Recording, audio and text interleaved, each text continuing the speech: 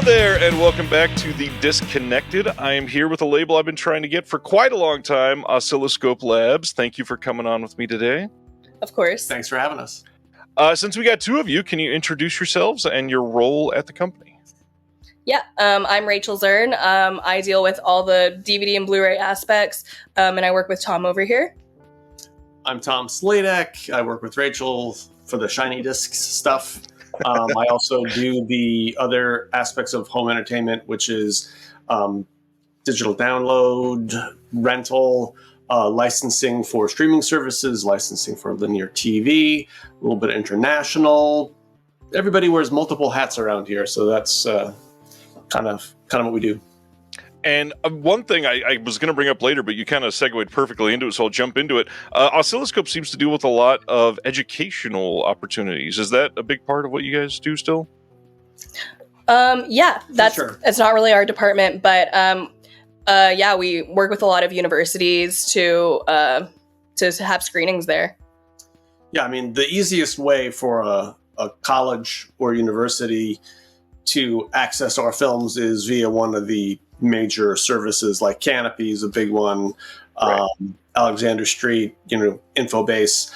Most of our catalog is available across multiple educational streaming services, and even in the public library spaces, people like Hoopla. They're great resources too. And again, if your local public library has access to Hoopla, people should take full advantage of that. And again, you'll see not only our stuff, but a bunch of other great stuff too. That's a good shout out. Not a lot of people take advantage of the library system right now. And not only is it robust, but it also makes them get more funding when their stuff is actually used. So I would say check that out. Yeah, I mean, again, getting back to the library question, I mean, people like Midwest Tape, Baker and Taylor, they've been great partners for us on the physical media side because they actually have dedicated staffs that actually talk to buyers and curators at the local library level and even like the larger library systems. So people forget that even though Blockbuster's gone away and Hollywood Video's gone away and Family Video's gone away, any regional business is basically all done. You have a great video store probably in your own hometown, and that's your public library, and you can get it for free with your library card. And again, I'm happy to work with those distributors, as I know Rachel is too, because they do a great job making people aware of our stuff. And it's great for the consumer because they get it at a low to no cost, basically. And since we're bringing it up, this has very little to do with Oscilloscope, so pardon me for just a second. But if you are in the middle of nowhere and don't have access to something great like this, reminder too, in the U.S. especially, that Scarecrow Video has every single Oscilloscope title, and they rent nationwide as well for fairly cheap. That's true. Mark's a longtime friend of Oscope, and again, happy to support them as they've been super supportive of us since basically day one. Yeah. Well, speaking of day one, can you tell us about the history behind Oscope? Because it has been an interesting ride that includes the Beastie Boys. Yes. Started with MCA of the Beastie Boys, Adam Yauch.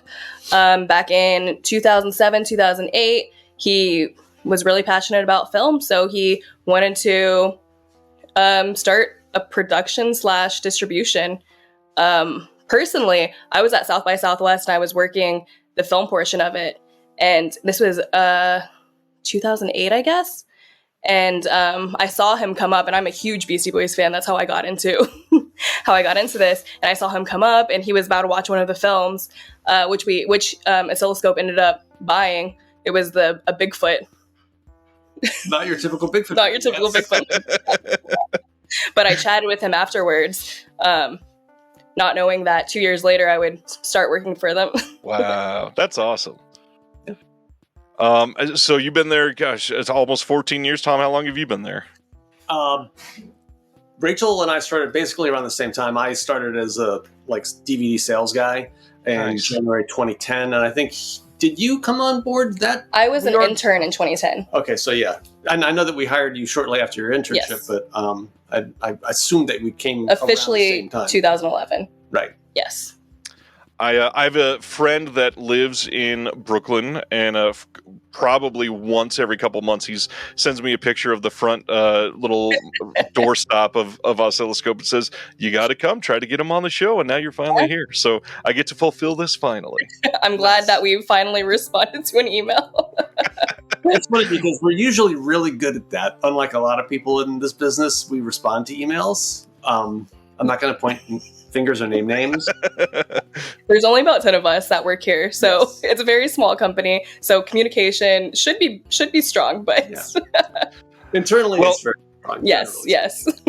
I didn't feel ignored. I will say that. I've had worse.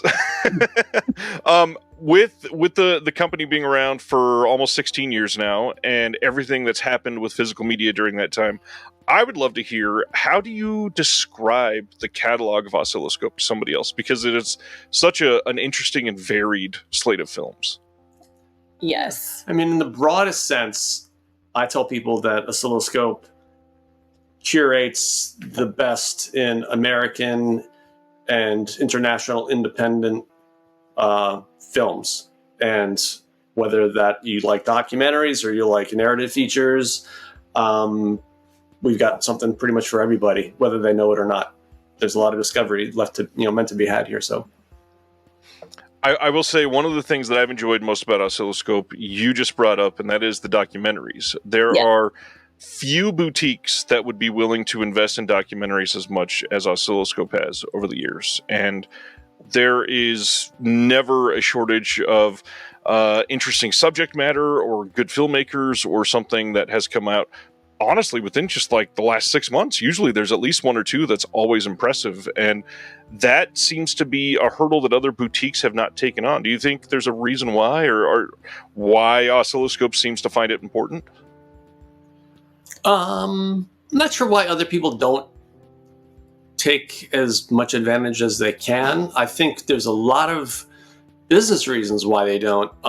When the streaming world kind of kicked in and Netflix realized that was a relatively inexpensive way to grab rights and have exclusivity, they did a lot to make a more traditional distributor, a full service distributor like we are, that includes theatrical and home entertainment and libraries and educational and everything else, makes it a lot more challenging for us to have access to that material. So for a while there, a good 7-8 years, the big streamers were eating up all the high profile titles that maybe would see the light of day if they were in a theater. But since the business kind of cratered a little bit, and there were some changes, outside of their company and how things worked and the way that they approached original material, the pendulums kind of swung back a little bit to people like us, where we'll actually treat a film and the subject matter, the subject being discussed, as being is meaningful and important and deserving of a platform that's not just something that you're going to scroll past on a TV screen. That makes a lot of sense to me. We probably should get into the thing that has been most compelling to me over the years, and that is the fact that I'm holding the 4 most recent titles that I've received in the mail from Oscilloscope, including one really interesting one. But the reason I have them is because I've been a member of the Circle of Trust for years now. Can you give some of the details behind what the Circle of Trust is? Yes. So the Circle of Trust is it's a year-long subscription, and I believe you get whatever we release in that year, and usually it's about 12. I think it's usually 12 to 15 DVDs or Blu-rays. It's usually 10 titles. It's not based on the year. It's the next 10. Gotcha. Yeah. It's changed a bit in the past 14 years. But it's still a really great deal for 10 titles at $140. And it's either DVD or Blu-ray. So the fact that Blu-ray is the same price, it's great. Such a good deal. Yeah. And again, it speaks to the culture of the company. When Adam founded the company, he wanted Oscilloscope to kind of be seen as an indie label, not just an indie film distributor, but also like a boutique brand, because he was obviously a music guy, a record guy. He collected stuff, and he wants people to have that kind of tangible piece of whatever art that they're consuming. And the idea of Circle of Trust is that he wanted to kind of, number one, kind of smooth out the billing when the company's just getting started and you have X amount of subscribers paying X amount of dollars all up front. That's how people like Sub Pop and, Touch and Go and Merge, kind of smooth out their billing a little bit. But it's good for the consumer because they get a little bit cheaper and they know that they're going to have it before a store has it. So beyond that, you also get 50% off of everything in the catalog for the entire time that you're a member. Yes. And that's something I took advantage of when I first came on to get the big ones that I wanted that had already been released. But I've seen a couple people always laugh because Oscilloscope has a couple really trusty sales every year. Black Friday, 420 are probably the most well-known ones. But they're only 24-hour sales. And so after that, you're SOL unless you're a member. Exactly. Yeah. Yes. One big thing, too, though, is being a member, you get access to things like this documentary, God and Country, that just came. Not something that any of us had to pay for. It just came. We got an email saying, hey, we're just doing this to be nice. In the past 2 years, I got a shirt, really nice long sleeve shirt for free. I got, for the very first time from any boutique label, for anybody listening, we would love to get this, lube from a company. Yes. All of these wonderful, things have come. We've gotten stickers. We've gotten all kinds of stuff. Where does that headspace come from? What are you doing? Because that's expensive. Well, since like I said, we are a full service distributor. Part of the marketing of a film, you have to kind of reach out to the exhibitors, the art houses that are showing these films. And we learned a lesson relatively early on, not that early, I guess, but it was like, when did HAL come out? Oh, yeah, when we did the... Yeah, we acquired a film called HAL about the director Hal Ashby, who was a famous stoner. Yep. And one of the tchotchke that we would make, that record labels used to make to spiff out to record stores or whatever, we actually made some branded Hal Ashby gummies to give to some of the exhibitors as a kind of like, hey, would you play our movie? And here's some gummies for you, like some CD gummies. And there was so much demand for those. We actually sold more of those than we did of the disc. And the thought was, well, this is great. Maybe what other things can we multi-purpose? Obviously, it's a promotional item, but if people like it and it's utilitarian enough, someone would actually want to buy it. Yep. So, again, it's nothing serves only one purpose around here. I think if I remember right, I got rolling papers one time. We have lots of rolling papers, yeah. Some great matches. We have Oscilloscope. So yeah, we have I think, do we have candles? Do we? Oh, maybe not. Maybe not yet. Seems like part of her. Maybe they're coming. Yeah. One thing that I should bring up, Celluloid the game seems to be a big thing that Oscilloscope is pushing. Oh, look at that. I didn't even know you had it in your hand. Oh, yeah, amazing. We have it. The artwork on it is really great if you want to open that up. Yeah. But yeah, it's like a film trivia game.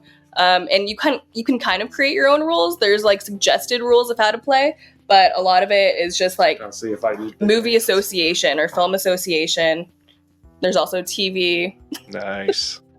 Do you want to just take... Oh, you do that. But like the artwork on it is really nice. It's very Oscilloscope. Oh yeah, but just...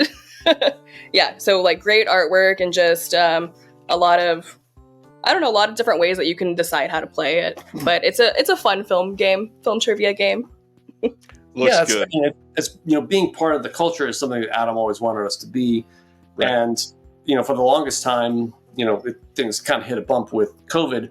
Oscilloscope would host trivia nights for the local New York film community, and the turnout was always great. Everybody would have a lot of fun, got real competitive with teams and stuff. It was always fun to try to come up with questions to stump the other panelists. It was known as one of the hardest film trivia games in the city. Yeah. And that's that's how we ended up here. Yes. Nice. with Celluloid, with an idea of just try to make something for home. Yep. And anybody that has been deep in film trivia know that's a true bragging point to be able to be the most difficult one. Yes. The questions were very specific. Well, to answer those, you got to be rooted in cinema. So, Rachel, what's your history with film? I mean, you were at South by Southwest. What got you there? Yeah. So I went to college in Austin, and so I was studying advertising. But then working at South by Southwest, I was working the film part. I was a theater manager. So I saw all these awesome small films, and I met a bunch of directors and filmmakers, and it was really cool just to be a part of that scene. And so I became part of the film community in Austin. And then when Adam made Oscilloscope, I was like, oh, this is perfect. Let me just see if I can get an internship. And that's how I got here. Very nice. That's I'm sure a very relatable journey for most people as well that have gotten into this. Yeah, and then my brother also introduced me to a lot of obscure films when I was younger, just forced me to watch stuff, which I think really shaped who I am now. Good. What about you, Tom? How'd you get here? A long, strange trip, really. It is quite long. To be expected, yeah. Like Rachel, I studied film a little bit in college. My approach was less on the production side, but more about criticism, using film as a way to kind of analyze the life experience and how a film is almost analogous to a novel at times. So I would write about films and took different film courses. Ended up working straight jobs for a couple of years out of college. Ended up working in the music business for quite some time, and ended up at Oscilloscope. Pretty much by happenstance. The company was co-founded by David Fenkel, whose wife went to summer camp with one of the artist manager's wives that I was working with. So again, this is just getting too complicated. I didn't even know that. Yeah. They were looking for a DVD sales guy, and they needed somebody who was, knowledgeable and aggressive and kind of understood the culture and what they were doing. And somehow they managed to pick me. Fenkel, brought me in, and we had a good conversation. We kind of hit it off, and he called me the next day, said, "You want to come in and meet Adam?" I'm like, sure, why not? So I came in the city, talked to Adam, and he and I kind of hit it off. We had some common people, there were some people in common because obviously, he had a long history in the recording business. I had a long history with record labels, so there was some crossover at times. But I never actually worked directly with him on the music side, but we know people both on the artist management side and the label side that know each other. So again, it's all very incestuous. Seems like the industry, yeah. Much, yeah. And as you may know, David Finkel went off to start A24. What? Yeah, that was one of the things that I was going to bring up. Is some of the some of the titles could easily fit under that brand as well. But I'm really excited about Oscilloscope's catalog because there's still some titles that, nowadays you would kind of just assume would be A24 films, but something like Wendy and Lucy, which you happen to have the poster above your head there. I actually have the DVD right here as well. Look at that! That was not planned, by the way. That was perfect. There's stuff like that, or we need to talk about Kevin, that are these massive titles, and somehow Oscilloscope, which doesn't get a lot of mainstream attention. How have you guys been able to get some of these films? Just bluntly, I guess that's the question. I'm sure the answer is knowing the right person at the festival, but there's some great pedigree in the catalog is the best way I want to say that.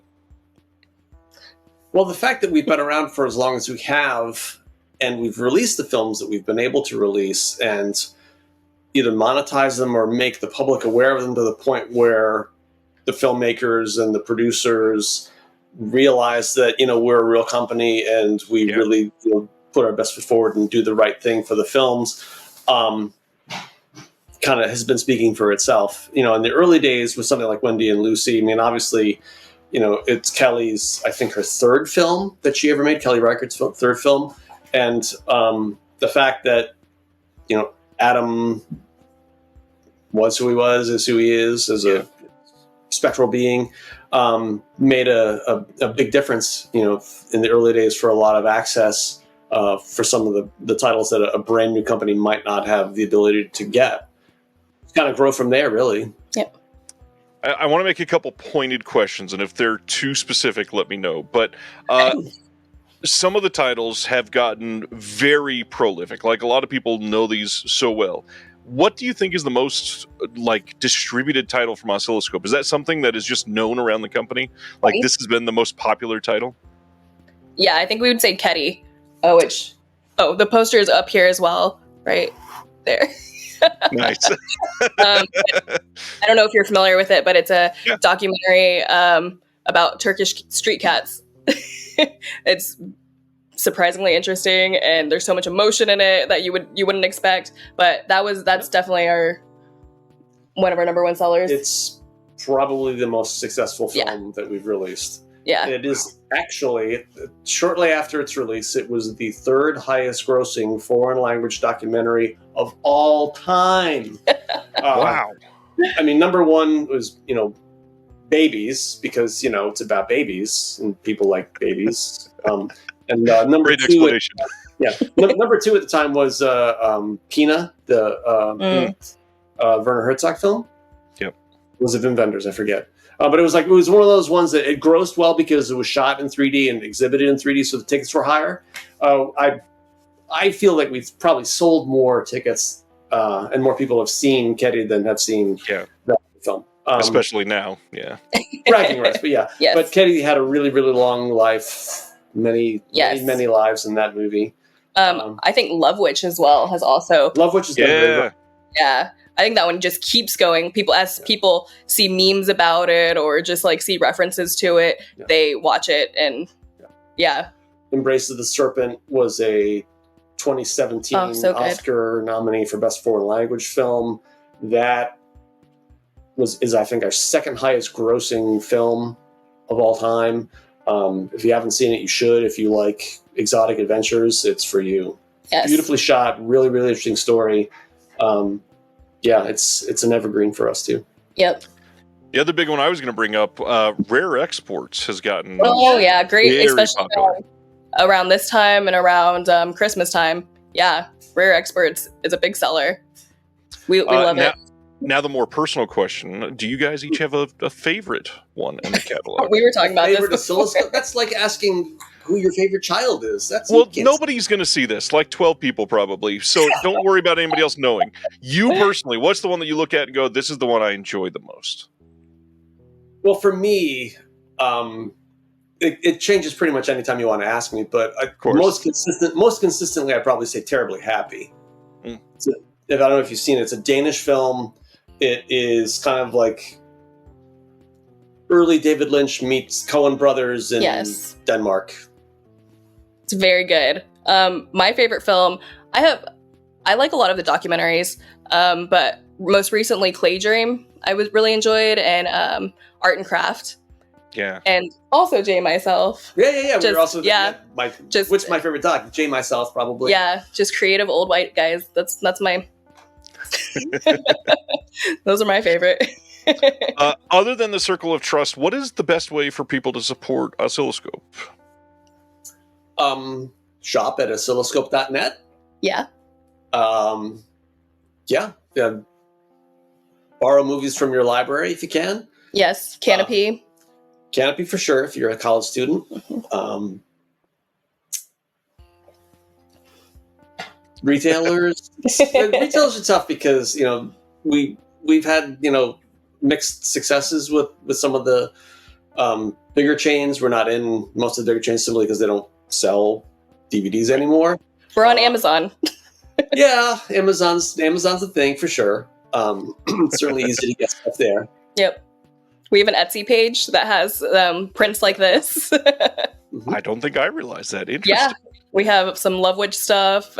Some of our music docs are on Bandcamp, so you can buy your discs there if you want. Also buy some of our vinyl. Oh yeah, we have a lot of vinyl. Tons of stuff on the site. You've got the books. Oh yeah, one recently Tangents just came out. I think that was last fall. Yep.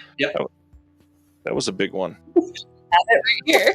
How is this possible that everything I bring up is within arm's reach? Your conference room is also your stock room. Touche. Yeah. I run a group through my channel as well, and when Tangents came out, this is one that a handful of people were immediately like, okay, I got to jump on this one. This is kind of an incredible choice. And it seems like with Oscilloscope, it's every time a title comes either through Circle of Trust or just happens to be announced as getting distributed, I have a group of people that are like, oh, this is kind of exactly made for me. How did they know I wanted this? And that's where I feel like a lot of companies are not curating as specifically as this, because like an Indigo Girls documentary is not going to come from Shout Factory or something. And I'm not trying to put them down or anything. It's just they're not going to care about something like that, it feels like. We do have a lot of music documentaries, and I think that has to do with the Beastie Boys connection. But we've been pretty successful at selling them, putting it out. So we keep getting them. Well, and one of the big things, it is a very specific tone to Oscilloscope that feels right at home in Brooklyn. How's that been, being in the core of growth over the last 16 years and through the home of culture for a lot of this? Well, we actually started in Manhattan. We were off Canal Street, so close to Chinatown in Tribeca. But that office was really cool because the recording studio was right across the hallway from us. Nice. So that was really neat. But we moved to Brooklyn in 2016. And it's cool. It's an old bike shop. But it's nice because we have a storefront this time, so people can actually walk by and like see our brand.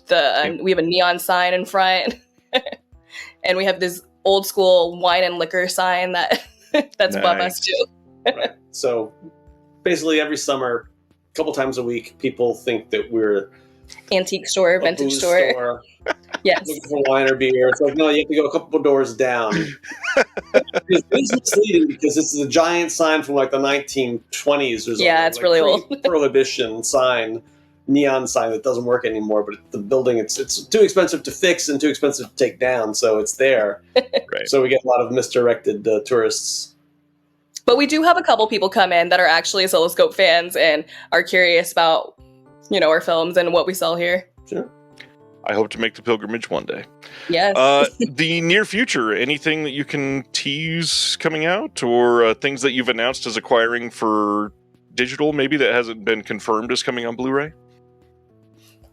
Well, pretty much everything that we release will be available on disc at some point. Again, we were going to geek out about the packaging and stuff, because this is also a big thing of Adam's, is that this actual special wallet plus again, this is like a third generation of that. Yeah. Right. So the one that you have only has 4 panels, or yeah, look at that.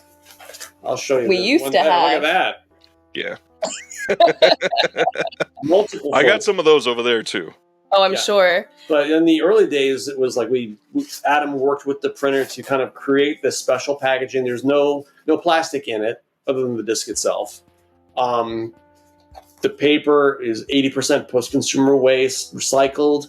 The printing was done at a printer that used only water and soy-based inks and dyes because runoff is bad for the environment. All these things were part of the culture, part of the thought process here. And all of the discs themselves kind of are reminiscent of records because they all look the same. And that's what Adam wanted. He just wanted it to all look like a record label type thing. Yeah. And if you collect all of them back in the day, they would spell oscilloscope. The spine. If you had all 100 to start with, they would spell out oscilloscope on your bookshelf. Those are for the mega fans. Yep. Well, and I guess that's one of the questions I was going to ask too, is how. Now, obviously, we can't get into very specific numbers, but is everything okay? Like, are sales going well? Do we still have a healthy number of subscribers? Because in all reality, like, I work with a lot of these companies behind the scenes, and there are some companies that are worried. Like, if a couple titles don't do well in a row, we might need to make some changes for the next couple after that. Yeah. I think it's been pretty consistent. I mean, it has really been consistent. The numbers aren't, earth-shattering, but, we saw a little bit of a bump because people started to buy stuff again when they were housebound during COVID. But, previous to that, the erosion in the market for discs, especially, was just going down pretty quickly. Yeah, it feels like it's plateaued. Obviously, it kicked up a little bit during the pandemic and then kind of leveled off. We haven't gone down any further than the lowest point that we've been. We're not finding a new bottom, I guess is the nicest way to put it. And physical media is super important to us. There was just a court ruling in California that says, as consumers, you're actually not allowed, or you do not own your digital download. It's only a license. So if you actually physically want to own something that is yours, you kind of have to buy it on disc. And we're just going to keep moving forward with that until they tell us to stop. Yep. I was so glad when that court ruling happened, because as most people know, with stuff like this, corporate's not going to roll it out just for California. They're going to make it the same everywhere. So everybody will get some sort of disclaimer saying, hey, you don't own this, which is huge, because there's a lot of people that will argue till they're blue in their face. No, I bought it on iTunes. No, you didn't. Yeah. Can you buy it? Lots of exciting stuff still coming in the future. Circle of Trust. One thing that I didn't hit on with Circle of Trust that I think is one of the more unique aspects too that I'd love people to hear is that you get a choice. Like every time there's a title coming, they'll say, hey, if you don't want this one, just email us and we can skip it. And usually for a subscription, you're kind of locked into, hey, you're just investing in the future of the company. But no, you can literally choose, like, if this one is off-putting to you, you don't have to get it. That's fine. Yeah. Surprisingly, we don't have like a huge number of Circle of Trust members. So we personally, email everyone and we personally pack everything. Back in the day, in the early days, we had a lot of Circle of Trust, and we would have packing parties where everyone would everyone in the office would come together at the ping pong table and package everything. So everything is very in-house. We do it all very personally. It's all very bespoke. Well, and it's not a bad thing either. You can tell, the email comes literally to you. Somebody spent their time putting this in here. Your personal tracking number is at the bottom. It's not just FedEx spit out this email to you. It is something very specific, and it feels like that. And knowing that one of you guys may have packed the lube for me it's just a great story. Shout out to Sarah. Sarah's the one that sends you guys emails. She's great.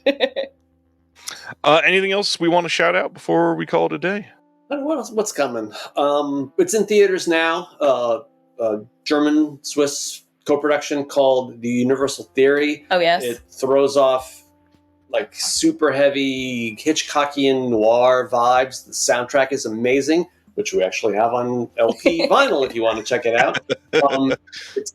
It's a beautiful movie. It's fun. It's interesting. It's like a super smart hybrid of Oppenheimer and give me another metaphysical thriller. It's like parallel universes. Exactly, yeah. Yeah, multiverses. Yep. It's pretty interesting. Super cool. Yeah. And also, not to get confused with Universal Theory, but we also have Universal Language coming out.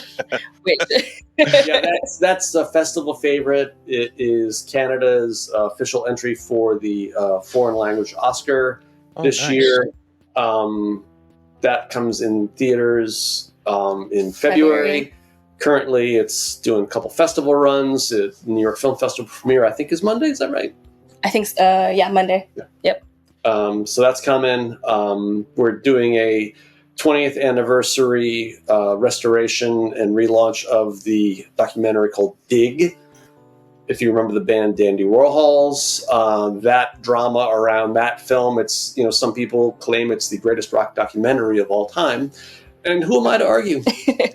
I'm excited about, we have I Like Killing Flies, which came out back in 2006 or 2007. Yeah. We're re-releasing that on DVD and Blu-ray, and we have some extra features. But that's about this little diner in New York that has a cult following. Very interesting stuff. It's a classic curmudgeonly New York chef. But calling him a chef is, I think he would be angry if he was referred to as a chef. He's just a cook. He's Kenny, yeah. He flips pancakes. Yeah. Nice. If I know my audience well, I guarantee at least a few people in the comments are watching this and going to ask, well, is there any chance Oscilloscope is going to ever go into UHD or 4K? Is that ever a possibility? We've looked into it multiple times. We look into it like once a year to see the prices of it, and right now it's completely out of our budget. It just does not make sense for the amount that we sell. If like thousands of people are buying our discs, then maybe we can do it. Just, we need to sell more to make it make sense. Yeah. Yeah, it's not easy, obviously, to pay the licensing fee just to use the UHD monikers a lot, and then authoring all that is more expensive, and everything it gets crazy. Blu-ray's bad enough. At least the cost to come down a little bit on the actual manufacturing side, but the licensing of the format itself is not cheap. Yeah. Right. DVD is pretty cheap, but also our packaging itself is pretty expensive. Yes. So when you put 4K on top of that, it gets very, very not worth it. We would have to sell our Blu-rays for like $60. Well, and that's always a hard thing to convey, though, too, is when you're trying to do something right and do like recycled materials and all this, even though you're looking at it and saying, well, this is flimsier than the other thing I collect. Yep. It's not, because you can feel good about purchasing it. But the sad thing is sometimes that does cost a little more. Yes. I mean, and that's why we also make the Amaray, just the basic plastic cases, because we know some people don't care about the packaging. And if they don't care about the packaging, just basic plastic cases. Works perfectly. Also more, transportable. One of the downsides of the oscilloscope, paper packaging, cardboard packaging, is that it can get shop-worn pretty easily. If it's going from warehouse to distribution center to retailer, back to a distribution center, back to us, things tend to get beat up a little bit. The plastic packages, as much as we do not like them, are a little bit sturdier. Sturdier and cheaper. And totally cheaper. Yeah. I mean, this is like putting a 50 cent to manufacture DVD into this is like taking a 50 cent piece and wrapping it in a $5 bill. Yep. That's kind of cost. That's essentially what it. Yeah. Not hyperbole. No, that totally checks out with everything I've seen behind the scenes. Yeah, that is about exactly what it costs.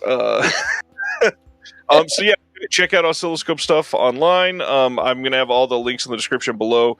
I've been a happy Circle of Trust member for years. I've recommended it many, many times on the show, but to hear it from your mouths is a big thing. And just for a lot of people to put the faces to the name, Oscilloscope has been here for quite some time, and I'm sure we'll be here for many more years.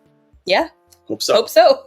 Well, really appreciate you taking the time with us, and to all the fans that are listening and watching out there, if you're not a Circle of Trust member, join. Why not? Join the circle. Sincerely, it's $140, and that includes shipping for the next 10 titles. That's pretty damn great. You should join. Plus, you get all kinds of fun spam. I mean, if you're in a market where we're having a advanced screening of a movie, you might get a ticket for nothing. Yeah. That is true. I'm not saying that they don't or never happen, but it does happen. Well, thank you for the time, Rachel and Tom. Hope to be able to talk to you again someday. Thank you so much, Ryan. Thank you. Thank you for watching The Disconnected. On the way out, make sure that you are subscribed to the channel, that you've liked the video, and that you've copied the link to be able to share it with someone else that may appreciate this.